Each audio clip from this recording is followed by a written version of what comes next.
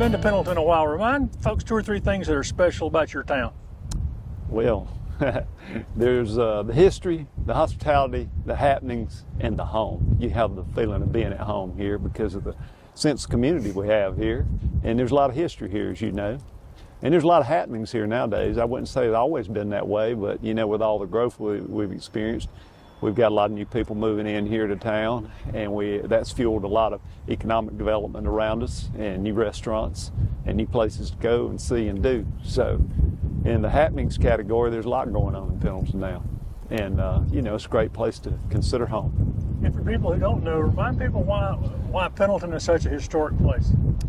Well, you know, it's the oldest town in the Upstate. And this used to be the center of it all. And Anderson, Oconee, and Pickens counties were divided out of the Pendleton district. But Pendleton was founded in 1790.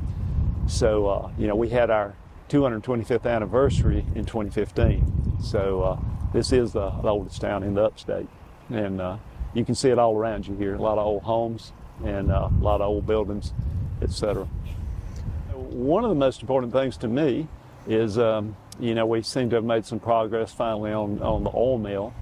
In fact, we just got through getting a lot of public input on a small area plan we're going to do with oil mill. We had a grant to do that. But I think we're closing in on the time when we'll see that get removed and see something positive go there over time. What's short-term and long-term it going to look like there? Well, the VCC should be closing January the 1st, and that's a voluntary cleanup contract that you have with DHEC in those situations. And so that's a huge step. And so after that, you should see things start to move pretty fast after that. You know, after that, the next thing will be the closing on the property with Camden Properties and, you know, with the citizens in the town and everybody involved in the development of it. So we're right on the cusp of all that right now, it seems. So that's a really exciting thing, I think, you know. It is. Will it be a green space for a while you plan the future on it? Yeah, I think for quite a while you'll see it just be a probably grassy field because it'll take time for the rest of the things to happen, the boxes that'll need to be checked, because there's not only what's above ground, but there's what could be underground, and they'll have to get all that tested and cleaned up. And so it won't be a fast process, but we are headed in the right direction. I think the stuff above ground will go away pretty quickly, but the rest of it will take a while. Yeah. What other big news happened in Pendleton this year? Well, 2 other things probably come to my mind.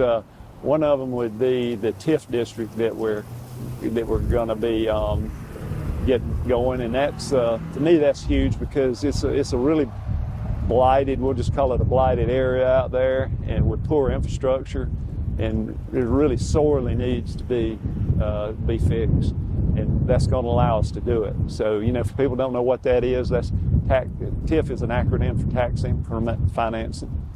There'll be new homes built out there once the infrastructure is upgraded with the town will issue bonds.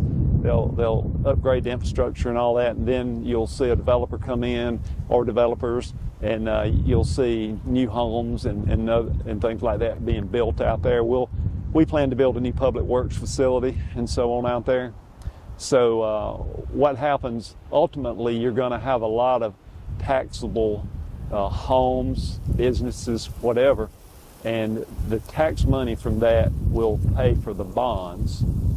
So, you know, some people would say, well, you know, you're losing that tax money. Well, no, you're not, because you didn't have it to begin with. You know, those homes weren't there. There's really not much tax money coming in on it right now, but ultimately there will be. And it'll pay back those bonds, and that's how you make all the numbers crunch on that. But it'll be a huge improvement, and should, you know, fit right in because it's not far away from the oil mill small area plan. That whole area there will flow together, and basically it'll be a huge upgrade for all of that area. That's the old Cheney Mill property right there. Old Cheney Mill property, yeah, exactly. How's that coming along?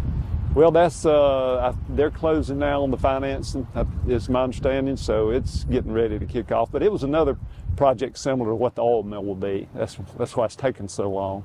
because it takes a while to check all those boxes and clean up everything and so on. Well, one other thing, as far as things that we're excited about is also the doghouse. We're going to get it renovated, and it's going to become what they call a maker space, which Tri-County Technical College will be involved in that, and they'll be really handling the financing and all on that. They'll be spending the money on it, which will be quite a bit of money to, put it back in really good shape and become something that everybody in the community can use and be proud of. Been trying to save that building a long time, worried somebody was going to come in and tear it down at some point. Been trying to save it. We hate to see it get torn down, and now it looks like it's not going to get torn down. It's going to be put back into top shape and be used by all of us. One of the things in the growth in Pendleton this year was evidenced by the school referendum that just passed. That's going to be a big thing for Pendleton. Yeah, it's going to be a big thing for the school district and us. Yeah, as we get more and more growth here, we got to have more and better schools. So, we're real proud of that and what the school district's able to do, get that done, and it's going to be a huge thing for all of us in this area here, because District 4 is a big partner of ours. So we're proud for them, and this is going to be a big thing for us too. And part of the impetus for that is the number of houses have been growing. Do you have any idea how many houses started this year or finished this year?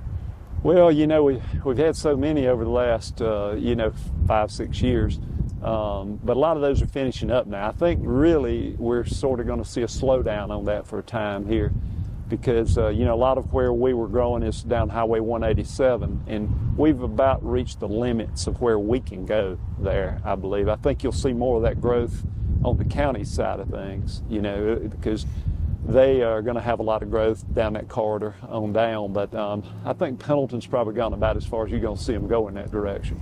But there are other areas that we're going to see.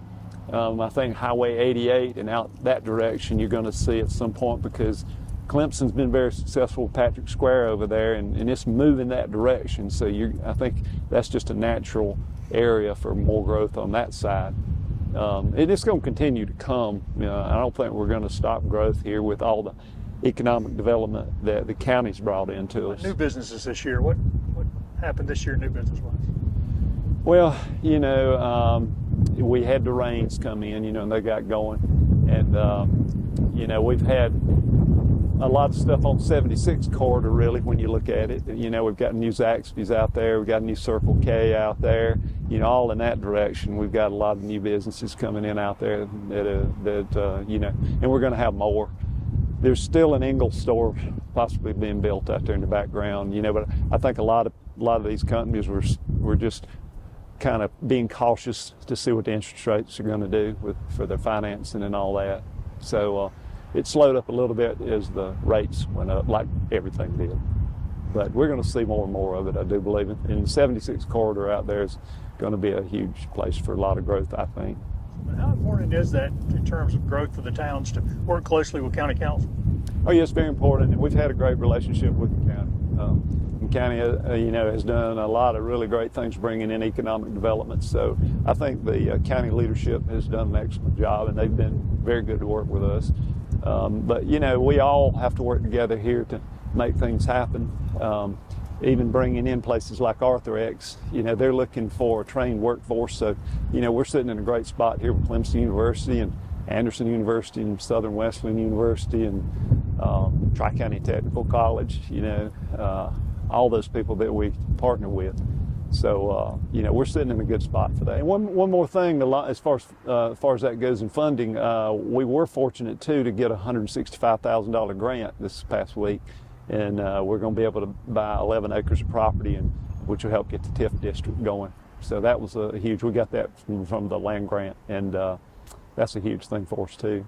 And that's thanks to our staff who works very hard in our office in there. They were very successful in getting that done. Update on the fire department. Right now it's a little bit of a standstill. The fire department's trying to decide exactly what direction they want to go in, and don't have the funding for all of it yet. As the TIFF develops, that could become a reality, which would be building a new one in the TIFF district. So that's one option. And then another option would probably be to renovate where they're at now.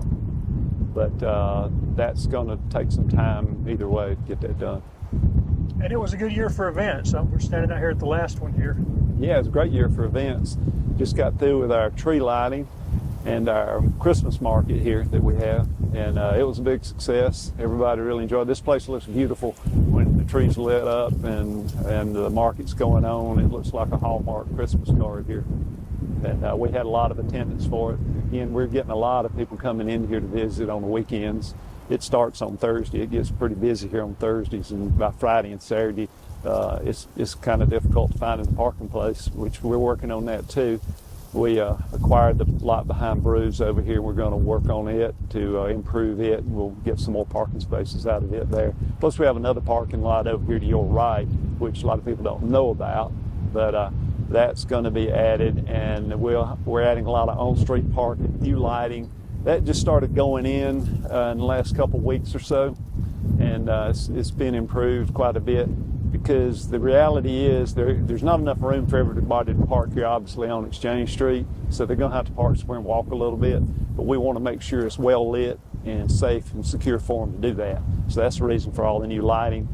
And there's a lot of on-street parking that will be blocked off, marked off, and we also want to make sure people know where that is. So in the future, our plan is to put in wayfinding signs and so on, and maybe parking apps, stuff like that, so the people that aren't from here but want to come here, they can figure out where they can park legally without getting a ticket or something. Think some of that'll be in place in time for the Jubilee? Yeah, I hope so. Had a big Jubilee this year. Yeah, big Jubilee this year. Great weather. Great weather, yeah. Yeah, one of our best. And same thing with Fall Festival. It was very good. Unfortunately, we did have to cancel the Christmas parade this year. I was sad about that, but the weather forecast just wasn't in our favor. What have you and council identified as the most pressing things for the first quarter of 2024? Now, we're going to have a meeting on January the 31st to work on our strategic plan. And I can't just by myself answer that, because that will depend on council input. So we really haven't arrived at that conclusion yet. But that's something we want to do every year, to try to identify what direction we want to go in. And we'll base that on what council wants to do. We got a great town council working for us right now, and I think it's going to be good. We're just going to have to sit down and see what the needs are and wants, and then see how we get there and what funding we have to try to accomplish it. But right now we don't have that plan, but we will. We will. So first quarter is sort of the planning time. It'll be the planning time, yeah. And we start then, and then we work towards the budget, which the budget, we have to have that finalized before July the 1st, because that's when the new budget year starts. The first half of the year will still be in this budget, which is the 23-24 budget. So when we get together again in April, you'll have a list of things you are starting to work on. I sure hope so. I sure hope so.